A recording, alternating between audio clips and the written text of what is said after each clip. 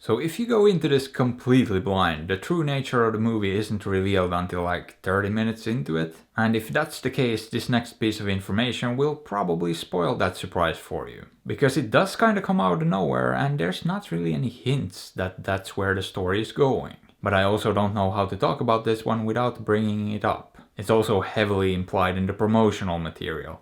And I think most people will be just fine with knowing that, well, this is a zombie movie. However, in many ways it's a bit unconventional and the zombie stuff is easily the weakest part of it. Because at its core this movie follows this guy whose life is essentially a mess. He seems to be a bit aimless, he doesn't have a job, and his relationship is falling apart as well. And through a series of events he ends up in the middle of the zombie apocalypse. Along with his nephew and the whole kindergarten class, including the teacher, played by Lupita Nyong'o. And the bulk of the movie is basically about them trying to figure out how to survive. I guess you could also look at the zombie situation as a parallel for this guy's life in general. And the whole movie is more or less about him figuring his stuff out and getting his life sorted while maybe perhaps also finding some new sense of purpose along the way. Now when it comes to the story here, I thought it was fine, but nothing phenomenal. But I also have to mention that this is very much a comedy. A kind of a raunchy one too, with a whole lot of naughty swear words. And I will admit that I found a lot of the humor in this to work.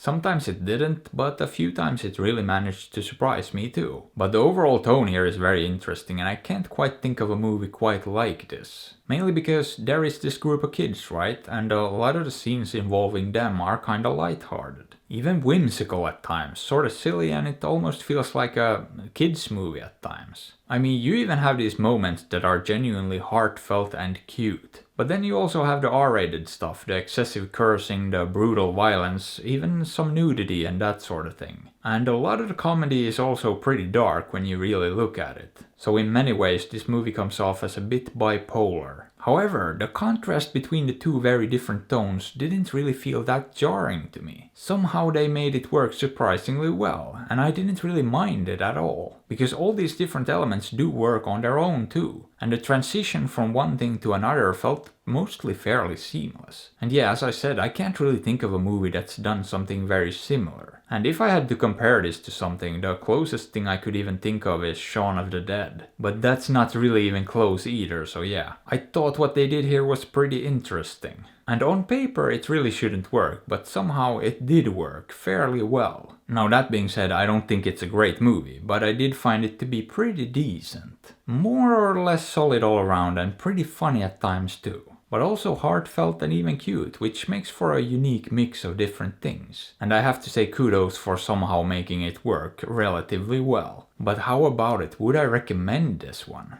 Well, sorta, but at the same time, not really. But hey, if it sounds interesting, maybe give it a look. Or don't. After all, I'm not your dad. But hey, what are your thoughts on this? Have you seen it?